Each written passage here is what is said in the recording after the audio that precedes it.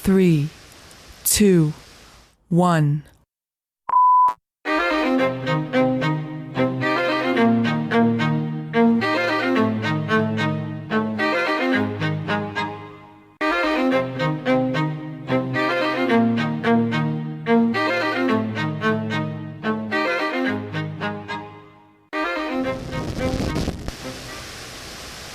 Welcome to another episode of the Politipop Podcast, the podcast where we take your favorite pop culture media and discuss the social and political themes within. I'm your co-host, Mike Booch, a.k.a.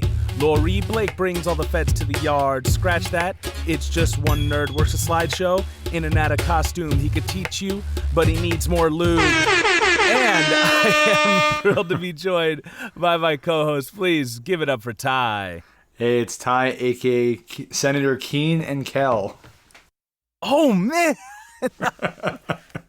You got it, dude. You got the trifecta. It's 3 episodes straight of owning these fire AKAs. I couldn't be more proud of you, Ty. Thanks. I God. really stretched myself out on these ones, Took everything I had. Real quick, do you know why what my AKA meant? No.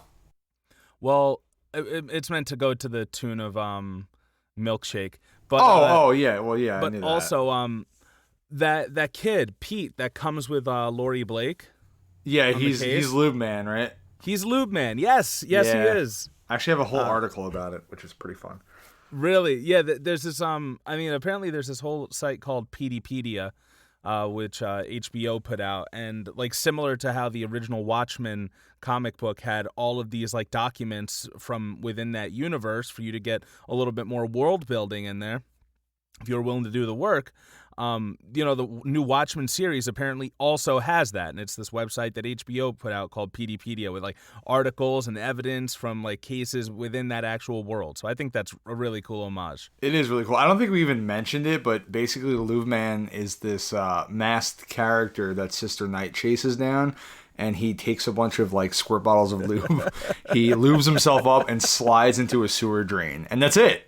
You never see him again. All he does. That's all he does. We have no idea what his intentions were, but that's all you see. Just that little thing, and it's Petey.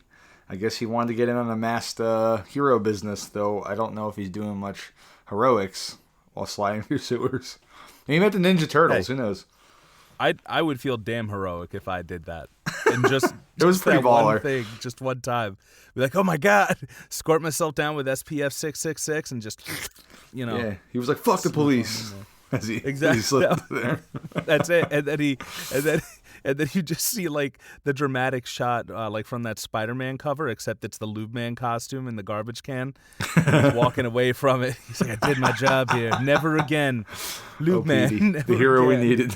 Oh my God, Petey boy. Listen, we are here reviewing the last trimester of HBO's Watchmen. That's right, episodes 7, 8, and 9 of this. What's gonna probably end up being just one season of this amazing Watchmen sequel. Yeah, intended as one season, in which Damon Lindelof said he will not be working on another, but HBO can pursue it if they wish. Yeah, I heard rumors that he was going to be back in January. I'm assuming that it was this past January 2020, that he was going to be back to like see if there were any stories to be told, but I really don't, I don't think he finds anything. I think he already took so many threads that were already left and tied them up. There's not much left in my opinion. Yeah, I mean, they season. Could do something, but he really does put like a nice ending for the Watchmen universe for the most part, ties up those story threads like you said. Ty is certainly right, listeners. He really does tie up those story threads. Now, we are going to go straight into those story threads, but before that, we actually did quite a bit of housekeeping. So much housekeeping, in fact, that we decided to just put it in a separate episode. So if you want to hear our takes on current events, like things going on with Jacob Blake, Dijon Kizzee, Kyle Rittenhouse, the racial unrest in America, then tune into that, which you can also find on our channel. Thanks so much for listening, everybody, and hopefully you'll enjoy the episode. All right. So speaking of good stuff, we're gonna make our way through 7, 8, and 9, the last 3 episodes of Lindelof's Watchmen series, and I say Lindelof because he's the name attached to it. A lot of talented people who are working on it. But yeah, episode 7 starts off with a little origin story into Dr. Manhattan, and there's some pretty funny stuff like The Frontiersman, which is the paper that Rorschach reads, which we mentioned in previous episodes, has like, pretty right-leaning, like Alex Jonesian views. They say they call themselves fair and balanced journalism. Do you know what news network that's the tagline for? Fox? Also Fox News, yep. Yeah. Frontiersman is basically like the Fox News, and they say that Manhattan may be the key to America's new manifest destiny, which, for those of you who don't know, it's the 19th century doctrine or belief that the expansion of the U.S. throughout the American continents was both justified and inevitable, the more you know. But yeah, it turns out that Dr. Manhattan was an immigrant when he was born. He wasn't born an immigrant. I mean, he did immigrate from his mother's womb. Well, Dr. Manhattan was, but John wasn't born an immigrant, right? Yeah. So they go through his history, they go through his history before he becomes Dr. Manhattan, and it turns out that he actually came from a single parent household after his mom fell in love with an SS officer. They were basically escaping Germany. I believe it was Germany, right? It was implied if they didn't say it. Yeah, so they were escaping Germany, and this doesn't necessarily feed into the racism themes that we've been talking about. I mean, it kind of does because he was an oppressed individual, but I do love the arc that they follow with Manhattan here, which we'll talk about as the episodes progress. But then we also get a flashback into Angela Abar in Vietnam as a little girl, and she's looking at these movies, and there's this one blaxploitation flick called Sister Night, and talk great. about how how she's married to God, wink wink, and she's like this is the hero that she based her persona off of. And when she gets asked why she picked it, she says, "This one looks like me," which I thought was pretty cool. Yeah. She also is only alive because of that movie, right? Like her parents wouldn't let her watch it, and they made her go back to the store to return it. 'Cause she keeps constantly trying to watch it, and when she went back to return it, a bomber killed both her parents and many other people. So reason being is because her father is part of the military, the U.S. military. So they destroyed Vietnam in the war using Dr. Manhattan, and at this point they're pretty much colonizers. And Manhattan, it's interesting because there's all this like propaganda about him throughout the background, and it seems like he's celebrated. But then when you see like the graffiti that people are putting on it, like you can see like they really hate Dr. Manhattan because of what he did to their country. Like he's the reason their country is now the 51st state of the United States. Yeah. He's never really gotten involved before or after, right? This was his big time, and it was, for many, for all intents and purposes, it was kind of a failure. Obviously the United States won that war, and they acquired Vietnam as a new state, but so many people suffered, and I think he really regretted his role in that. He you see it in the Watchmen comic a lot too. It's not something that he's particularly proud of, and I think that was kind of when he gave up on acting on humanity and getting involved in these kind of situations. Yeah, his whole worship kind of reminded me. I don't know. The only thing I could relate it to was like how the U.S. is celebrated in the U.S. How the U.S. is celebrated in North America, I guess you should say. Yeah. It is. It is. I don't know. It is kind of surreal just to know what we know and be like, all right, well, people still worship the monsters, so here we go. Very true. I think we're also seeing while this is happening, Angela is coming down off of her nostalgia overdose. So she's going through her memories, and some of them are still, going back and forth.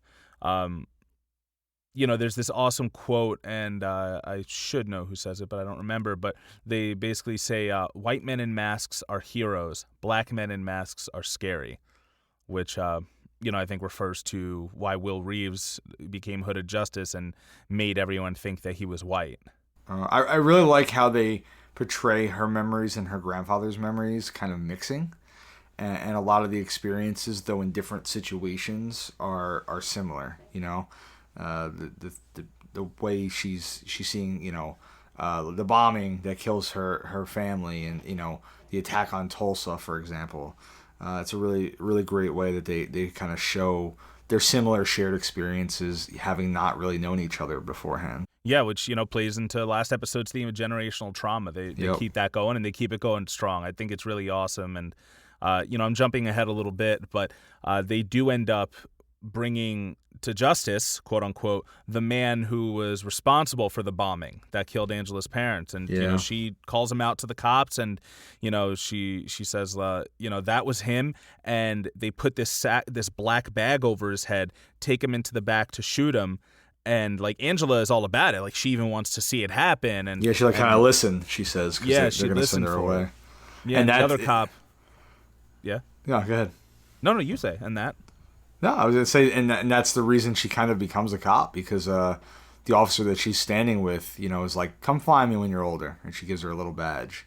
She knows she's got what it takes to do this horrible job, I guess, right? It's really not seeming very she heroic. Believes it's justice. She believes everyone she stops is going to be somebody who murdered somebody's parents.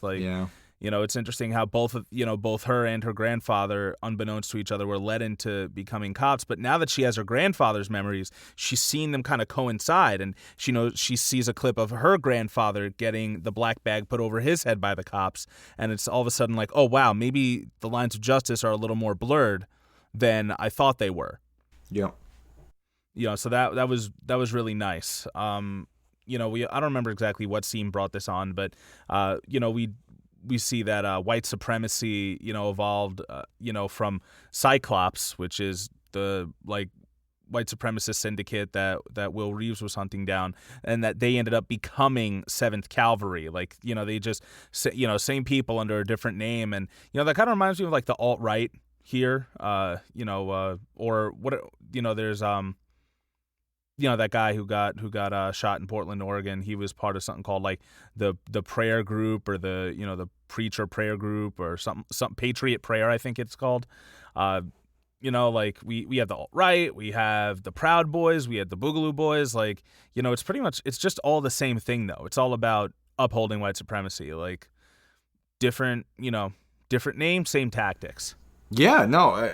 So Lori Blake, right? She goes to Jane Crawford to kind of talk to her about, the idea that her husband may have been a member of the cavalry, and she kind of accuses her, and Lori's, the way she handles it is not what you would expect from an agent, but Jane admits it, right? She's like, yeah, it's true. And this threw me off so much, right? She's so cavalier about it. Yeah, because we talked about it in the previous episode reviews, that we weren't sure if they were really how heavily involved they were, and this kind of shows you they knew everything that was going on. So Jane admits it. She doesn't seem to really care that she's involved, and then she traps Lori, and she even calls Senator Keene and says, "You want me to kill her?" But, Keene chooses not to. He actually wants to keep her alive. And, I have this quote written down from when he does talk to Lori. Because Lori basically, accuses them of being a white supremacist group, which they are. And he says, "You're wrong about Cyclops. We're not racist. We're about restoring the balance when our country forgets the principles upon which it was founded. Because the scales have tipped way too far. And it's extremely difficult to be a white man in America right now." I thought that was... what a quote, perfect. Right? Yeah, it's spot on, right? These dudes, they believe that they're, and I shouldn't say dudes, these people, because there are a lot of white women, as we see with Judd's wife, and a bunch of them in our real world, that they believe they are truly upholding the American dream, and honestly, they are right. they're upholding white supremacy. They are, That's, yeah. You know, that's what our country was founded on. So, you know, when you see things like you know, different people being granted the right to vote or whatever it is, like you're like, oh my God, America's going away. Like, you know, Yep. or I guess modern day, instead of black people being you know, given the right to vote, it's more gays being allowed to marry or something like that. And, you know, that's when they go, oh, where's my America going? You know, oh, you're making it tougher for people to barge into schools and shoot them up as fast as possible. Oh, how dare you? You know, like, I don't know who this sassy conservative I have in my mind. I know. My God. You're taking America away from me? Nuh-uh, honey. I don't What is want. this, I'm the not Tiger going to King? accept it. You know, oh my God, is that Joe Exotic? Did I go? You joined Joe Exotic. You went full Joe Exotic became me, is why you never go full Joe Exotic. But yeah, but you know, you're right. Like Keene puts it in. It's just, you know, we're not racist. We're just restoring the principles of America, which happen to being racism. Yeah. Like, so they coincide. He's neither, you know, he's not really wrong, but he's also not admitting the full truth. And you know, Lori now sees this plan that's coming to fruition. You know, their plan was to get Keene elected president, you know, by planning the White Night, putting cops in masks, but now they want so much more, right? They're like, why settle there when we can have the whole world? And there's also this moment, and once again, I don't remember specifically when this came up, but it's this really great quote that I can't believe. They must have had a vision into the future, or at least an Adrian Veidt sense of foresight. Because there's this quote where they say, what if pretty soon nobody can tell the good guys from the bad guys because everybody's covering their fucking faces and pledging loyalty to their newly elected leader, President Joe? And I was just like, oh my fucking God. Like, that's where we're headed. And that's the better turnout than, like, and it's still bad. Yeah. Ugh. God. You know, so but it is interesting. We see that like the 7th Cavalry is really the controlled opposition, which is something that we've talked about before. You know, I think that we have in the Snowpiercer episode. But we see that Joe Keene is playing both sides. He's controlling the police and the 7K, and you know, much like the current administration is, you know, he believes he's not a racist, but he is using white supremacists as pawns to achieve his end. And I don't know, man. Like, I've been talking about this controlled opposition stuff a lot, how, like, you know, people are like, oh, well, you know, the great thing about our democracy is we can vote for whoever we want. And it's like, no, you can't. You can vote for whoever they say you can vote for. Like, you know, like how everything is just set up, you know, like how obviously Biden was put there.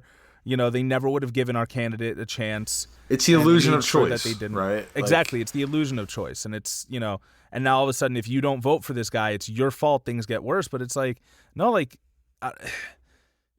the system is so bad because the people keep allowing it to do this, though. Yep. I can vote for whoever I want, but if I don't vote between these two parties, I fucked up, right? That's what they're kind of saying. And it's like, no, if you don't vote, you're allowing Trump to be president.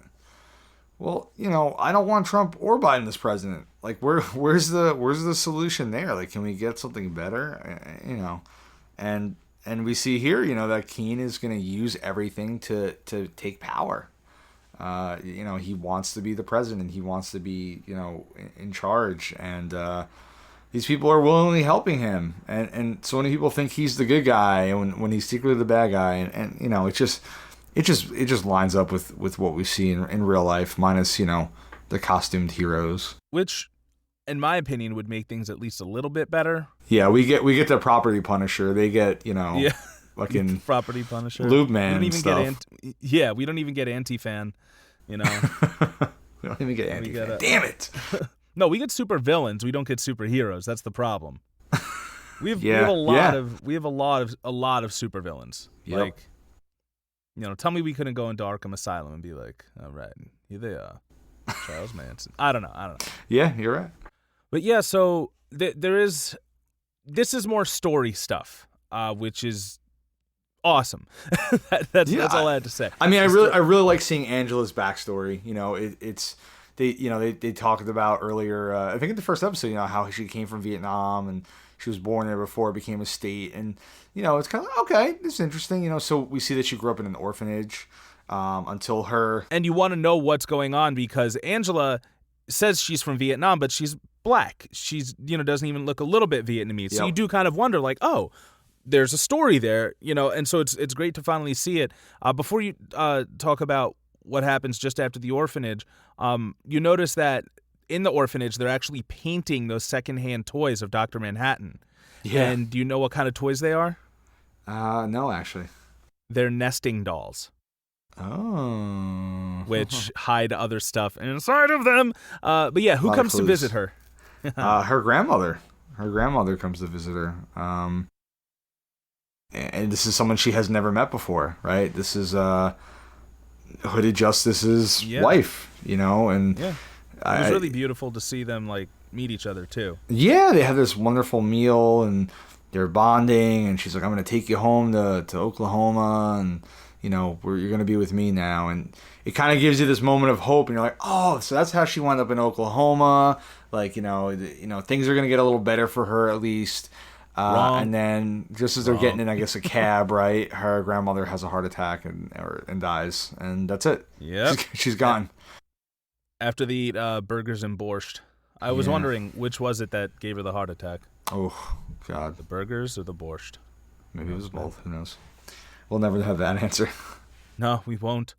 We also find out that that the Dr. Manhattan booths are actually just owned by Lady True. Oh, I love that. All of the, quote, unanswered prayers, instead of going to actual Dr. Manhattan, they go to her. Yeah. Which, if her plan goes through, she might be able to answer those prayers. We'll talk about that. Very true. Very true. But yeah, do we end up seeing? We just go straight from this into present day when she gets her hammer, right? Yeah, I believe so. Yep. Yeah. So we finally get to to the end of this episode. In which, Angela tells Cal that he has to leave the tunnel, and he doesn't know what the fuck she's talking about. Cal is her husband. Yeah. He's reading For Whom the Bell Tolls. Just laying down on the couch. And so this kind of made me think, like, do you like leaving the tunnel? Like, you can kind of equate it to, it's time to get out of your comfort zone and get involved because, like, you can't run from the fight anymore. Like, yeah, I think that makes sense because that's what he's always done, right? Like, almost every time. And, she needs him to stop being a slave to fate, Like, he actually has to act for once. Yeah, and also, this goes back to Wade's episode where being in the tunnel is actually being in the past with your trauma. In this version, Cal being in the tunnel is him living in the present, interesting because, we do find out that Cal is actually able to go all throughout time.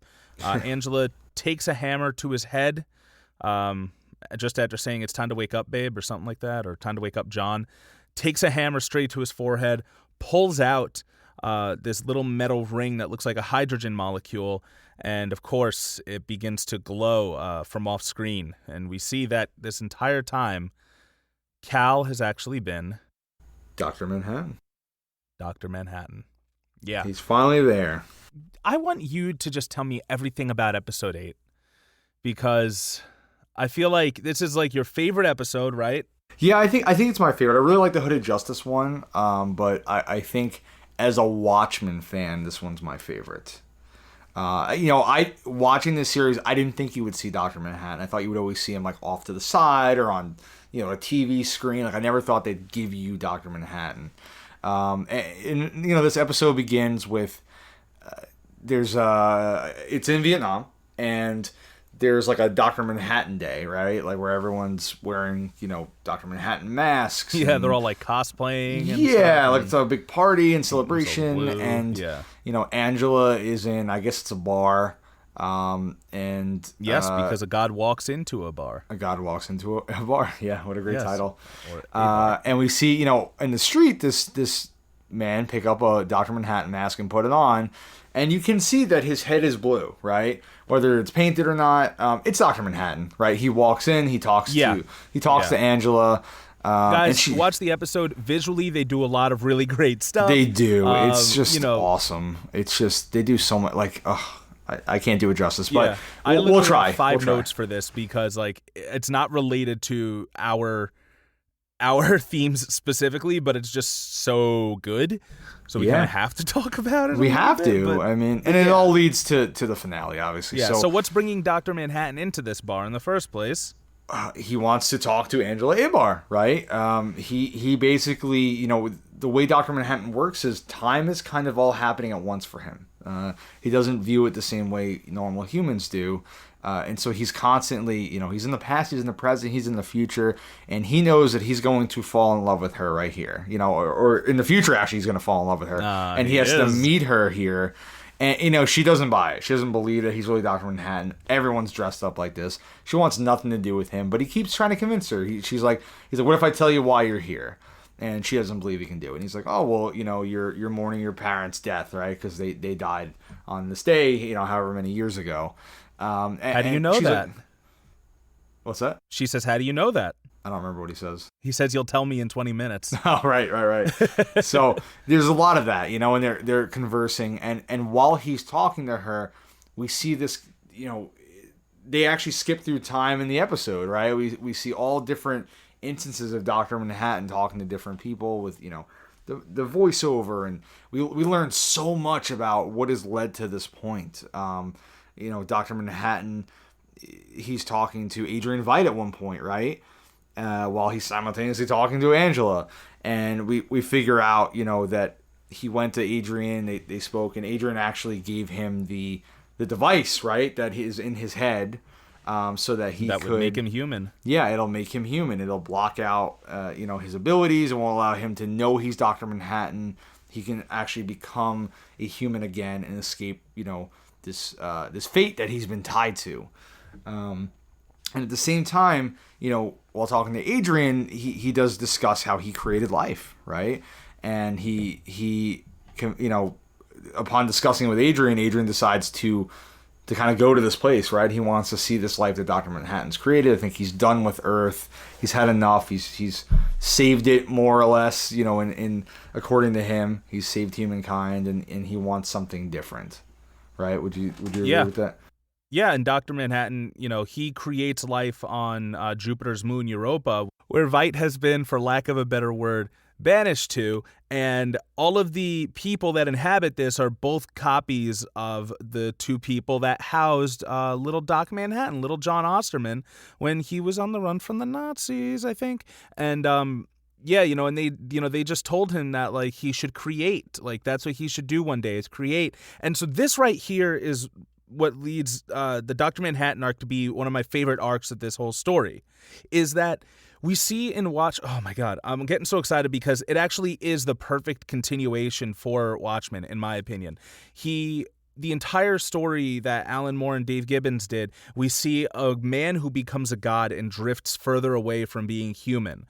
And in this story, we see that he's actually been human the whole time, just not exactly the same as everybody else, because he models this entire place after a place that he was in his childhood. He does decide to get involved in certain things here, and he cares enough about being a human that he gives up his godhood so that he can be human again. And I really do think it is a beautiful thing to see that arc play out, in that he was always there.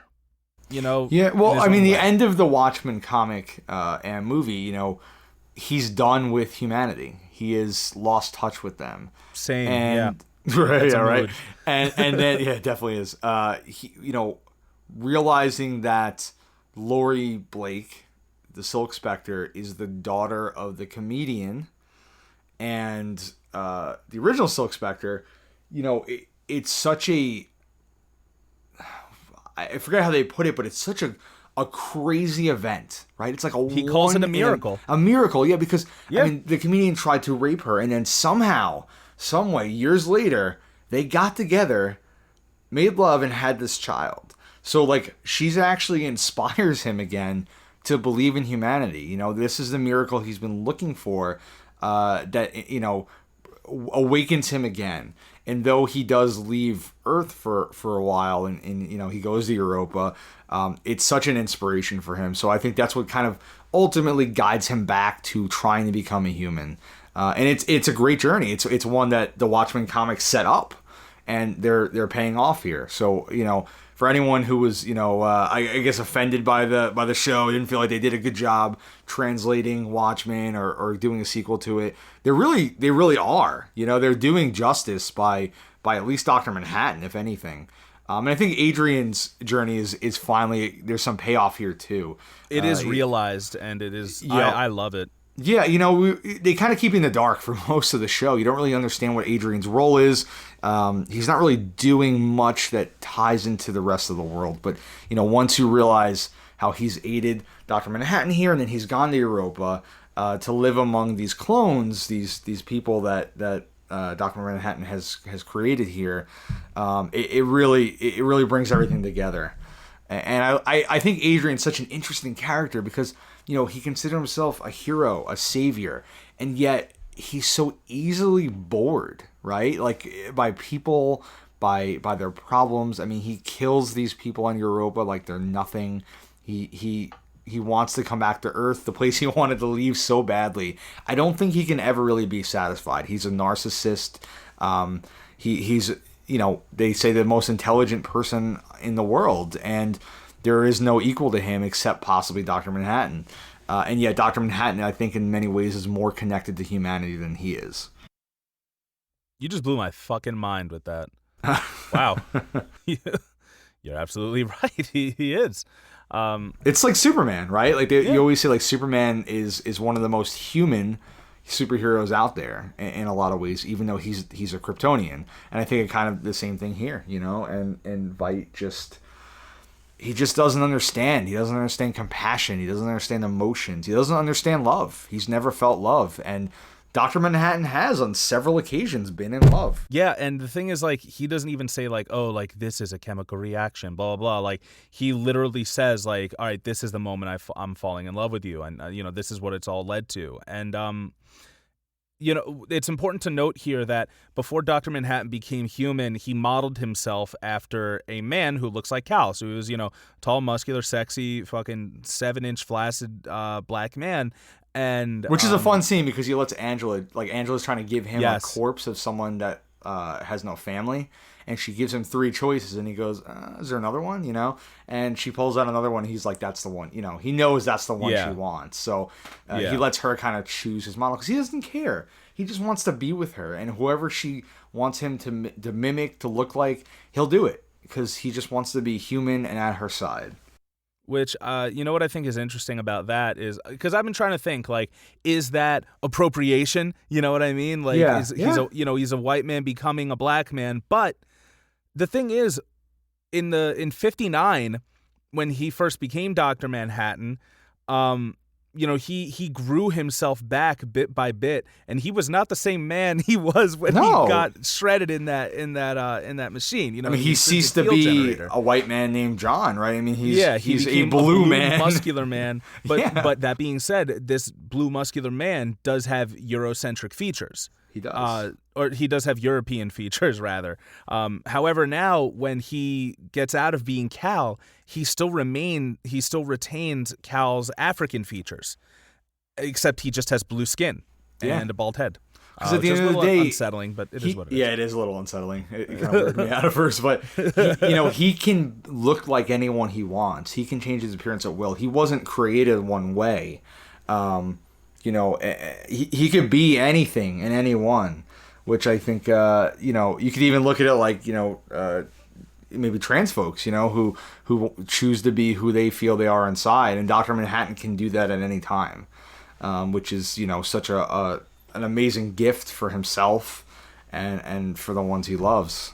And he chooses to be his ideal self, which is the black man that Angela fell in love with, instead of being the omnipotent God who is a god and isn't human anymore. I think he chooses to be as human as he can here. This is his true self.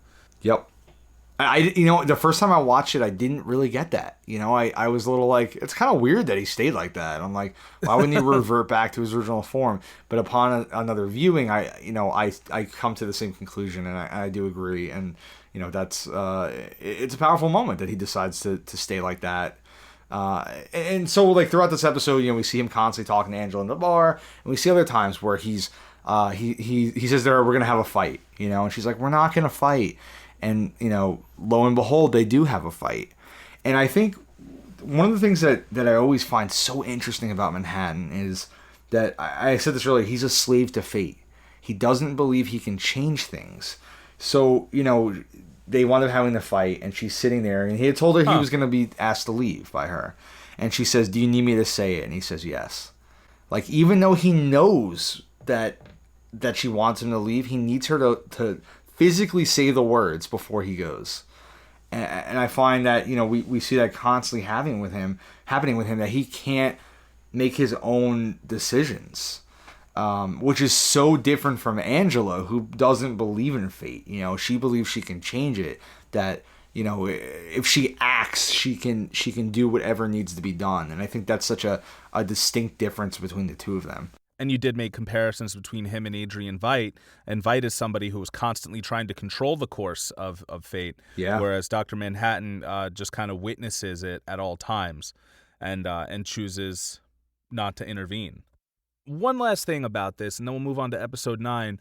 I did think it was interesting. It wasn't this episode specifically, but it was the one before, where Keene says that his plan is to become Dr. Manhattan. Basically, like, him and all the white supremacists have been getting together a way in which to trap Manhattan and then transfer his energy and blah blah blah. And this reminds me of just another guy who's trying to go blue to save America, and try and take the power of the black man. That's all it is. Now that Dr. Manhattan's black. It was actually it rang Get Out to me just because of definitely Yahya being the actor. Yeah, definitely. But I mean, this episode it's an incredible Watchmen episode. Even if you just watch it on its own, they totally nail the tone of it, the way Dr. Manhattan acts. He's having a conversation, and he's literally talking to Angela and Adrian at the same time. They really, really nail how this would go, as portrayed in the Watchmen movie and the Watchmen comic. And I just really, really enjoyed it as a fan of the work, and it does set up, the finale. Yes. There's great story stuff in here with time paradoxes and everything too. This is also the first one I think that has a post-credit scene in which Adrian Veidt is found guilty, and this is where he finally gets the horseshoe in the cake from Mr. Phillips. Right. Yes, that's where I never watched. I just saw it in a recap, and I was like, "Oh, fuck!" Right, cool. and then yeah, that's right. Yeah. And we wanted to be relevant to the Politipop podcast. Turns out that the game warden was actually a Mr. Phillips who Adrian Veidt just gave a mask to, and he knew that the mask would make him think he was better than everybody else. Let's equate the mask to wearing a badge, and boom. Okay, we're good. We're all relevant here, people. Yeah. But yeah, and they keep bringing through the theme of, American imperialism in Vietnam. Turns out that at the beginning of episode 9, there were a bunch of Vietnamese refugees who Adrian Veidt was housing, in exchange for labor, I think. Yeah. Slavery? Maybe he was paying them. I think he probably was. But what is one probably of these not fair women, wages. Probably not. What does one of these women do? She sneaks into, I guess it's a study, right? And hacks into his computer. He's studying porn, fucking pervert. And it reveals that he has a collection of his own semen, I guess to create his own children if he ever needed to in the future, or whatever his plan is, and she steals a vial of it. Yep, and she uses it to impregnate herself, thus giving birth to Lady True, and creating the world's smartest woman. Yeah, and, who may just rival Adrian Veidt himself. Yes, in that quick storyline about them, it turns out that she had actually come to Adrian, and he said that he was never going to call her daughter. He was never going to give her anything, even if she thought she would save the world with it, with all that money. That he gave all of his money away and pulled himself up by his bootstraps, and that's what she's going to have to do too. And so she ends up doing just that and buying out a bunch of Adrian Veidt's companies. And, I think she told him about a satellite that she was going to have crossing Europa to take a picture of Dr. Manhattan or something. Yep. And Adrian Veidt, turns out that he had timed it perfectly. He was throwing all those dead Crookshanks and Phillips bodies through so that way he could rearrange their bodies to say, "Save me, daughter," which is why at the scene that begins at the Clark farm, when Lady True buys that plot of land and something crashes down, that's actually Adrian Veidt, who was saved by his daughter in a spaceship. And he is now encased in gold. So the entire time we see the gold Adrian Veidt statue throughout the season, it has been the real Adrian Veidt. He just doesn't get thawed out until the very last episode, which is so awesome. I really like that. Yeah, and we see as he's begging his daughter to save him, you think it's a moment of humility. As he's entering the spaceship, the game warden attacks him, right? And he kills him. I love this. And the warden says, "Master, was I a worthy adversary?" And Adrian just looks at him and goes, "No."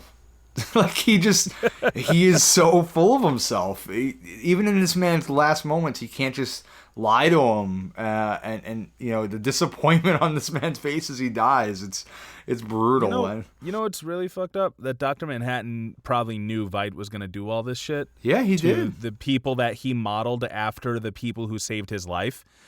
And he was like, I'm with it. He just doesn't care. Yeah.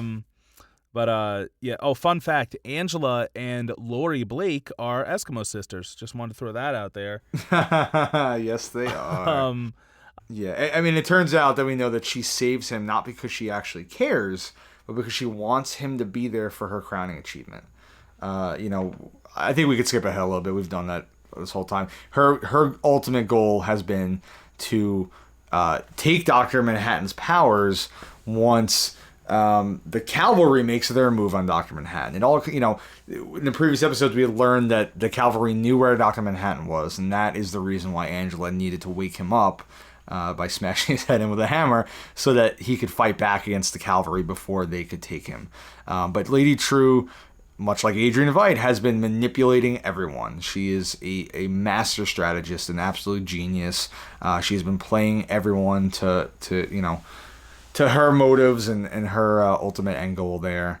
And she wants her father to witness this. She wants him to see her pull herself up by her bootstraps, because he said to her, "I won't give you anything, right? I worked my way up and you'll do the same," and that's what she's done here. The game warden attempts to shoot Adrian Veidt, and he catches the bullet again. Yeah, like in the original Watchmen, right? Yeah, which I thought was great. I said, my dude still got it. He got the bullet. He does still have it. That was pretty cool. That was honestly really cool.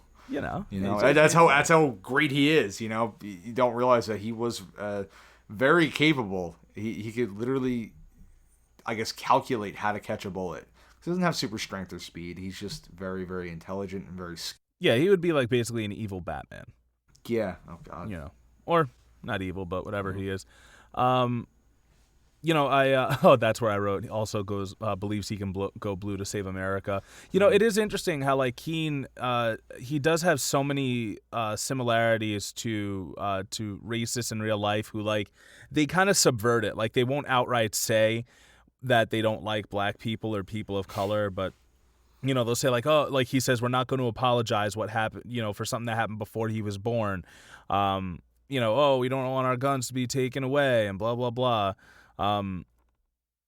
He also says that Robert Redford, the puppet president, has diminished the white man's position in America. And that goes to this whole idea of white genocide, which is a constant term that white supremacists are using. Like they believe that if other people are given equal footing as them, that it's going to lead to white genocide, that, anything, even if it's in entertainment or more people of color being voted into positions of office or like getting more rights, it really just blows my mind.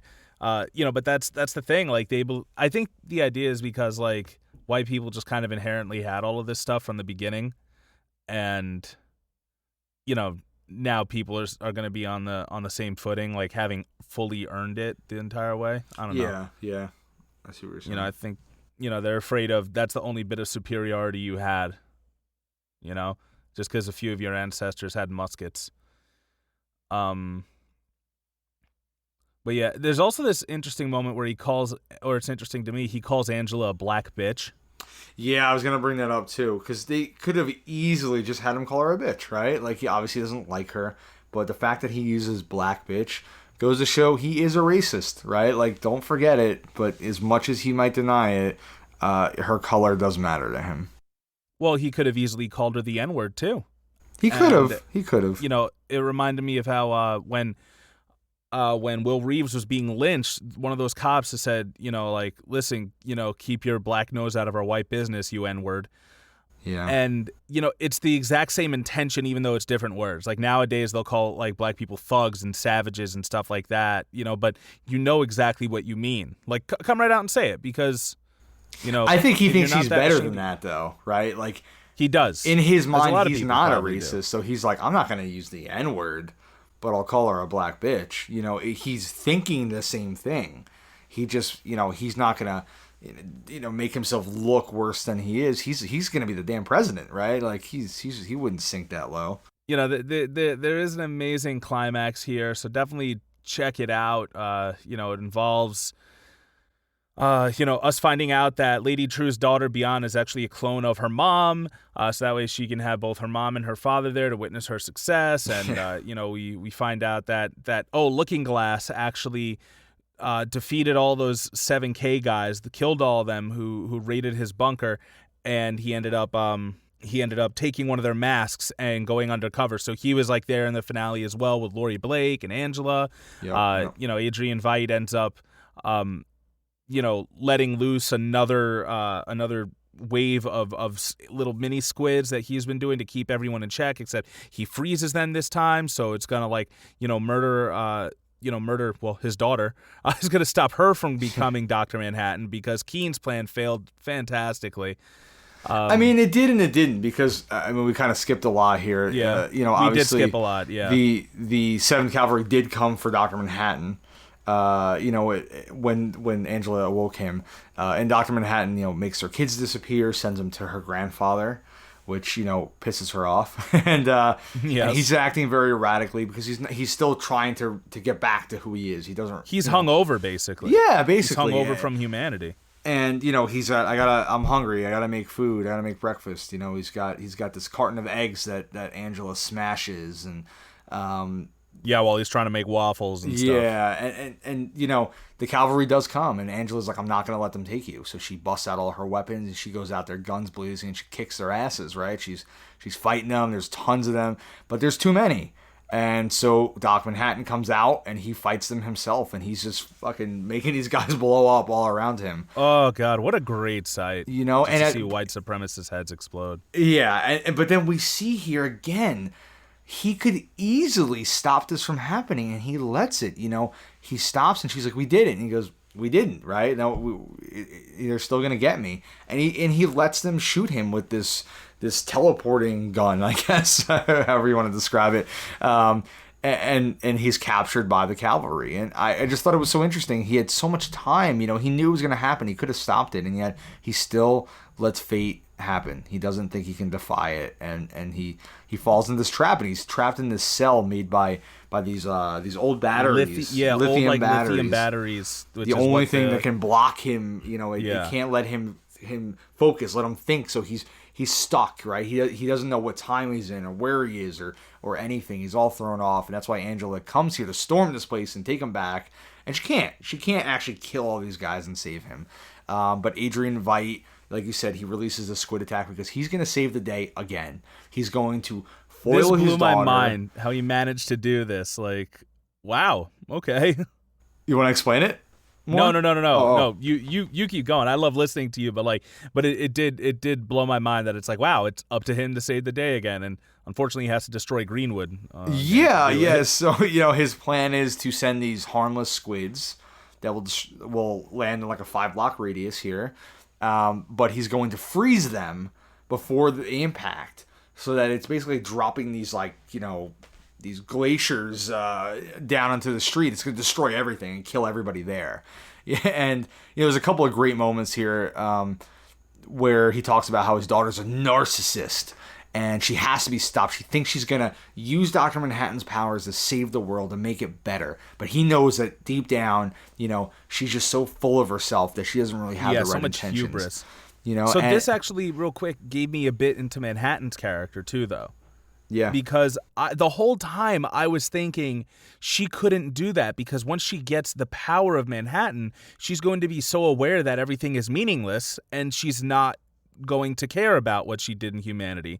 But meanwhile, there have been so many breadcrumbs that have been left to say that Manhattan very much does care about humanity and his own humanity at that. And, he's like, it has been a part of him this whole time. So yeah. We don't know how she would really could react to it. She might follow in his footsteps or be something else entirely, become maybe this monster that could rule the entire world. No one could stop her then.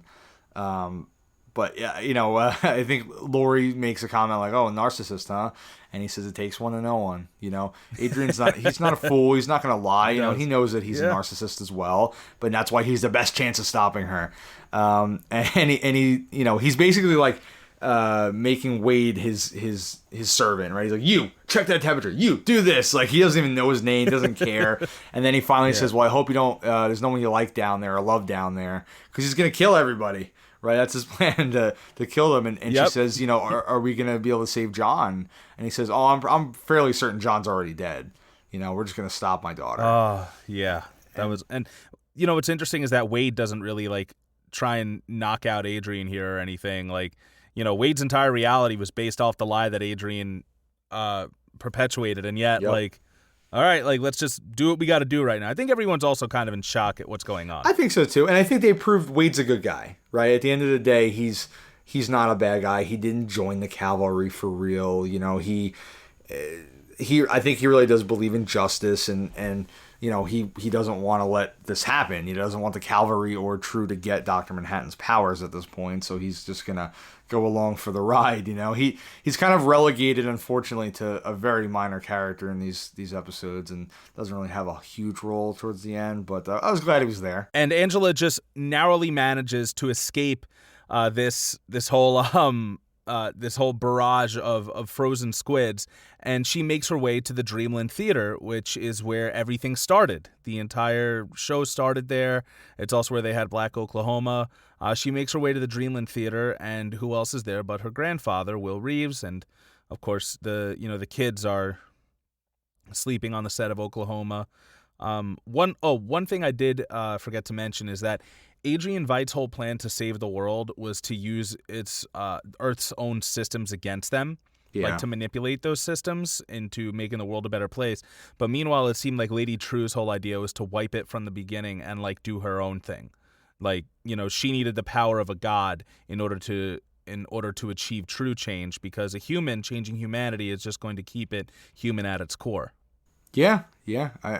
So I also thought it was definitely something that Angela uses. She's trying to plead to Keen, right, when he calls her a black bitch. She's trying to tell him, like, Lady True knows you're doing this. She let you steal these lithium batteries. You're a pawn in her game. Don't do this. And trying to tell the white supremacist that he's blind and being used. Yep, and his own narcissism gets him killed as he tries to take Dr. Manhattan's powers. And Dr. Manhattan does die shortly after this, as Lady True does kill him, takes his powers. And I thought there was like a really beautiful moment between him and Angela where, he turns back into Cal completely for a moment, and, he tells her he loves her. And it was he great. dies. And yeah, and I think, he did tell her, he said, like the whole reason he didn't teleport her away was just that he didn't want to be alone when he died. Like, he saw it, and and that right there was the most human thing to me. And I'm like, okay, he's been human this whole time. He has been, yep. And the unthinkable, you don't think he can be killed, but he can. And I am kind of surprised that he can be killed, because he reformed himself from dying the first time, but, they explain well, it reminds you that, he is a human. Yep. So Angela afterwards, makes it to the theater, reunites with her grandfather and her kids, and And when she is with her grandfather, the kids are sleeping, and he gives her this nice speech about how, like, you can't heal under a mask. Like, he thought it was, like, anger this whole time. Like let's, bring it back all around to the Black experience. That's what this whole show was about. And he's saying, like, it wasn't anger I had, it was fear. And I think, like, if we take a look at Black Lives Matter and everything, and, just civil rights movements in the past and, social justice movements, you can view it as anger and indignation over stuff that has happened, but I think more so it is also fear of what's going to keep happening in the future. Yeah. Like, how soon after Jacob Blake did Dijon Kizzee happen? Like, yeah, it's insane, man. So, I mean, I don't know, just...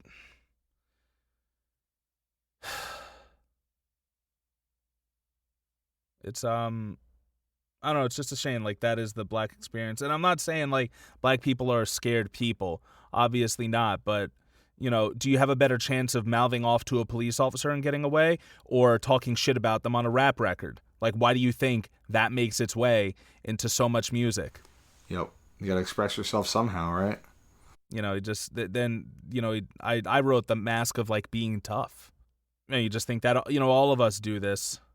But, I think the Black community is also a part of this, is that, like, you gotta pretend to be tougher. You gotta, pretend like nothing phases you and that you're strong all the time and everything, because, you don't really have a choice. And, Will Reeves, once again, Louis Gossett Jr. really nails this role as just an older man speaking from experience and just saying, you can't heal under a mask. And I think maybe that's why he didn't wear the mask when he killed Judd Crawford, and that for all the the character of the Hooded Justice, it was always Will Reeves inside, and it was Will Reeves' justice, because Hooded Justice technically is a white guy, right? Like the hero, but yeah, in reality, it is all about that justice for Will Reeves, and it goes back to Tulsa, it goes back to everything, and this whole show is about legacies and cycles and inherited trauma. And so if you are listening to this now and you haven't thought about any of those things, please do. Just, watch 13th by Ava DuVernay. That was the first thing that opened me up to it, that, history may be in the past, but it has shaped our present and is going to continue to shape our future. And that, if you don't know how the 13th Amendment is still enslaving Black people legally, and how there are so many other systemic ways that people of color have been marginalized in this country, just look into it. And if you're the type of person who doesn't want to feel guilty or anything, guess what? You don't have to. Like you said, you didn't own slaves back then, but yeah, but don't keep encouraging these systems. Don't keep enforcing them. Be an ally. And Angela being a police officer here, she was being used by the 7th Cavalry as well, right? Their whole plan was to put these people in masks and have them do their bidding, and it's something that we actually see in history with the police, right? Making Black police officers or people that they know will help them look like they're not the bad guys, right? It's their mask, I think, in a lot of ways. We have Black police officers. We're not racist. Yeah, exactly. And Angela leaves her mask behind, I believe, at the end here. She's obviously come to realize everything that's happened and been a part of this, and she's done. She's done hiding behind the mask again. Also, if you haven't listened to Behind the Police yet, they do mention that that's how the trope of the Irish policeman came into being, is because it was like one of the first legitimate sources of income, like, or paths to a career that Irish people had and to being accepted. So, they just had to do it to be accepted and then become a part of the oppressors. But yeah, there's this great moment where Laurie Blake is finally taking an Adrian Veidt. I think at this point Wade does knock him out from behind. Laurie's taking him in, and Wade goes like, "What, are you gonna arrest the president too?" And she goes, "Sure, why not?" And that was so fantastic to me. Like, guess what? Bring them all down, brother. Anyone who's Yeah. not, who's complicit. The system needs us more than it needs them. You know what I mean? Or, well, the ideal system needs us more than it needs them. And at the end, the police finally take their masks off because 7th Cavalry has been defeated. Yeah, and Adrian being arrested for his crimes in 1985 is a nice cap off for his story from the original Watchmen. Rorschach sent the journal out in the hopes that the truth would get out and he would pay for it. And Night Owl, Dr. Manhattan, Silk Spectre, they kept it a secret, and he's finally gonna pay for it. I think it's important that Laurie is the one helping arrest him, because when her and Wade arrive at his lab, Wade's like, you knew? She knew this whole time, and she's finally gonna act on it.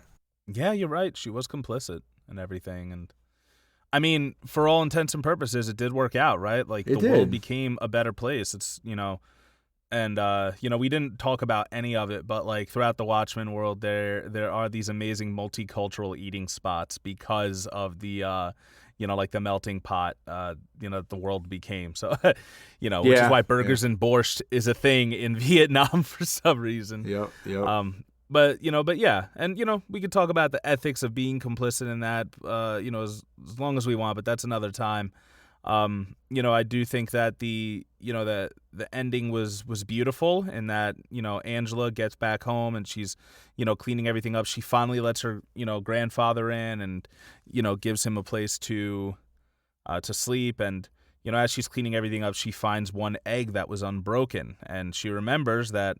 I mean, they didn't have to tell me the flashback. I remembered from the last episode, but whatever. Don't reward the people who pay attention. She asked Dr. Manhattan if he could create life, and he creates an egg, and she's like, could you give your powers to somebody else? And he says, well, I could imbue this egg with my powers, and if you ate it, you would get them. But she just cracks the egg in his beer, and he drinks it because, she's still not convinced by him. She thinks he's talking bullshit. But as she sees this egg here, she cracks the thing open, doesn't fucking cook it for some reason. Because she's afraid she'll cook out the powers? I don't know. I guess so. She eats it raw, and she goes out to the pool. Shortly after Cal became Dr. Manhattan again, he was standing on the water of the pool, and she says, what the fuck are you doing on the pool? Get off the pool. And he's standing on the water, and he says, it'll be important for later. Yeah, so she heads out to the pool, lowers her foot to the water, and cut to credits. Yeah. So, we don't know. Did she get his powers? Yeah. Was that true? Sister Night Manhattan would be like the coolest thing. And I gotta be honest, the first time I watched it, I didn't think she was worthy. I didn't think she deserved. I thought she was too prone to her emotions, to her anger. Because she's a black woman. I get it, Ty. Yeah. I was like, I don't think anyone deserves this power. But on the rewatch, I don't know. I am a little more convinced, because I think the idea that she's willing to act no matter what, that she refuses to be a slave to fate, might be, what the world needs. Maybe that's why he chose her, because he knew, she didn't desire that power, but she would use it. And that's the best person to give the power to, is the person who doesn't want it. Yeah.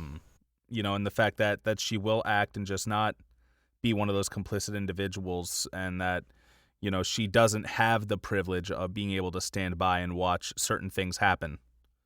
I think that's important. And also, she's, I don't know, I guess she's an older person. Technically, John Osterman was 30 when he became Dr. Manhattan, but I don't know. Yeah. She has a lot of experience, I'll say that. She does, and she has a lot of inherent trauma. She's a person of color. She's dealt with a lot in her life, John was a scientist, and obviously he had some experiences as a child, as we learned in the series, but I think the place she's coming from, she has an incentive to make the world a better place, and if she does get these powers, maybe she will, maybe she won't, we don't know. And that's where it left off, and I cannot recommend this this show enough. If you have never read Watchmen before, you'll probably still like it. If you have read Watchmen before, you'll probably love it. It really is just it was eye-opening, it was artful, it was creative, and everybody involved put together a truly amazing show that would have some relevance, some pertinence to our current political climate, just as the original Watchmen did, and also speak about the Black experience in a way that a lot of us aren't familiar with. Non-Black people. Teaching us about Tulsa and so many other things, and little did they know how important this would be. In a year or so, we would be dealing with the Black Lives Matter movement regaining such a resurgence of after so much horrible things have happened to Black people again. You watch the series now, and it's like, wow. And I enjoyed it more on the rewatch, actually. I think I was processing a lot the first time. So, maybe give it 2 watches. I think there's a lot to dissect here. I don't know what they would do if they did a sequel. My guesses would be obviously dealing with Angela, maybe having her blossoming powers, whether it's an overnight thing or slowly over several episodes, and probably the trial of Adrian Veidt. So, while that would be interesting, I'm totally okay with them never ever doing another season. And of course, Night Owl. Yeah, and potentially finding out, is Night Owl in prison? Has he been there this whole time? I think it has been confirmed that he's in prison according to PDpedia. But, okay. Yeah, but that's about it. And I think, speaking of PD, I think he stays behind in Tulsa. Yeah. I'm really looking forward to the rewatch now that I don't have to stop and take notes and everything. Although there still probably will be a few times when I'm like, oh damn it, I should have mentioned that in the fucking podcast. It's a lot, guys. 9 episodes. We did our best. Yeah. No, it was really great, and the story speaks to itself, and that there was a certain point where we just started talking about that, and not necessarily the themes of race and everything, like because it's there for you. You can't, they don't beat you over the head with it, but you can't escape it. Trust that. But it's also just it's a great Watchmen story. That is all I have to say about that. I'm proud we got through 9 episodes, dude. Me too. I'm happy we reviewed this. It's a great series, and it's a great successor to Watchmen. So definitely check it out. If you've watched the series and you're listening to this and you haven't read the original work, please go back and read it. It is arguably the best, most brilliant comic ever written. It's so influential on so many comics to come. So I hope this inspires you to read the comic, to watch the series, to think about our country a little bit more and what Black people are going through. It's a tough time right now in the world. I don't think we even mentioned it, but Chadwick Boseman passed away recently too. So. Oh, that's right. We're talking about a DC property, and we hadn't even a Marvel character. We haven't even mentioned a guy who is famous for playing a comic book character, playing the first real superhero Black protagonist. I know we had Blade, but obviously Black Panther was huge, and you reviewed it, so guys go back and listen to that. But thank you so much. Yeah, we had Josh on to discuss it, and obviously not like the first Black superhero or the first main Black super blah blah blah, but it was huge. It was the first majority Black cast superhero film that's come out that's not a Blaxploitation flick. Yep. And with the MCU behind it and Disney and everything, and nominated for Academy Awards. Yeah, and Chadwick is also known for portraying James Brown, Jackie Robinson, really, really iconic Black roles. And, turns out that while he was, filming all these awesome action movies for our enjoyment, he had been suffering from colon cancer the entire time. He had been fighting against colon cancer the entire time. Yeah. And, kept it very close to the chest. Not a lot of people knew. 43 years old, and just think of how much he had done with his time, and he didn't. He didn't want pity, right? He didn't want people feeling bad for him. He just wanted to make a difference, and I think he did. He was an inspiration for so many young Black kids. A hero on screen and off. Yeah, and maybe you and I can have an episode where we talk about what they do next with Black Panther, Oof. But. Seeing as we recently changed podcast platforms, podcast hosts, maybe we'll put that one behind a paywall. Get a little something for our extra time and energy. We'll see how it goes. That being said, we may not. You might not find us on Podbean anymore. I'm pretty sure you still can, but you can find us all, Apple Podcasts, Spotify, Google Podcasts, or the iHeartRadio app. You should also be able to find us on Stitcher pretty soon, I believe. And you can listen to us and rate and review us on all those platforms. You can find us on Twitter at PolitiPopPod. Find us on Instagram at PolitiPopPodcast. Email us at politipoppodcast@gmail.com. Find our show notes and sources at politipoppodcast.wordpress.com. Today we're going to be writing out on a song that I think is very appropriate for the Cal Dr. Manhattan. It's going to be Dr. Evil's rendition of What If God Was One of Us. What if God was one of us? Just a slob like one of us. Blue, blue, blue, blue, blue, blue, blue. Yeah, blah, blee, blee, blee. No, I'm kidding. It's not going to be that one. It's actually going to be another anti-flag song, or anti-flag, whatever you want to call them. I can't get over. Either way, they don't like the flag. Yes. It's called Christian Nationalist, which kind of just talks about the idea that regardless of what face white supremacy takes, it's still white supremacy, no matter what face it takes. And they have and there's Trump, Reagan, the Klan, blah blah blah. These religious extremists, blah blah blah. That's what we're going to be closing out on, because this entire series is about legacies and about how no matter some things don't change, but some things should. You know what I mean? That of course we have Will Reeves and Angela and carrying on their legacy, but also the Klan is still a bad guy.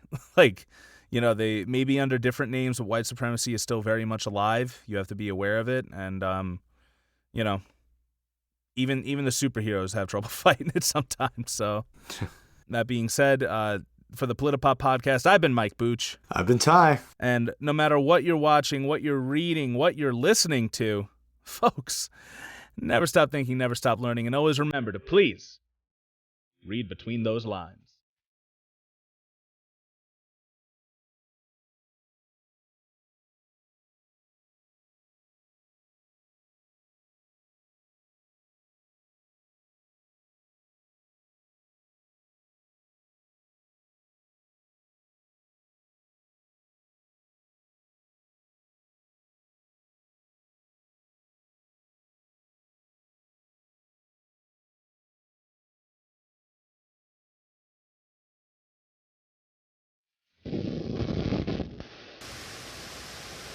Welcome to another oh, that's way too loud. Sorry, I gotta reset my levels. Holy fuck. Holy shit. Holy fucking shit. Okay. Welcome. Why is it? Okay. I think I'm just being too loud. I think that's it. I think you're just fucking crazy right now. That's very possible. Here we go. And Trump's, pointing to stuff that's happening in his presidency. Excuse me. Okay. For lack of a better word, vanished to, or banished to. Fuck. Hold on. I can't let people know that's stupid. Where Vite has been, for lack of a better word, banished to, and I guess I'm thinking about it. Sorry. I got this. Just lost my train of thought about it. And I got it. Oh, you got a Vite thing? All right. Yeah. Oh well, I don't remember. Grandfather and her kids and. Sorry, I was taking. I didn't watch the scene, so I'm like, I didn't watch the scene, so I don't fucking remember anything that happens here.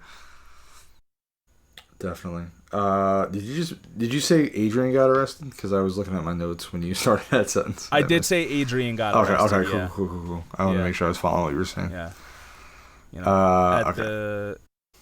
And scene. Oh, there we go.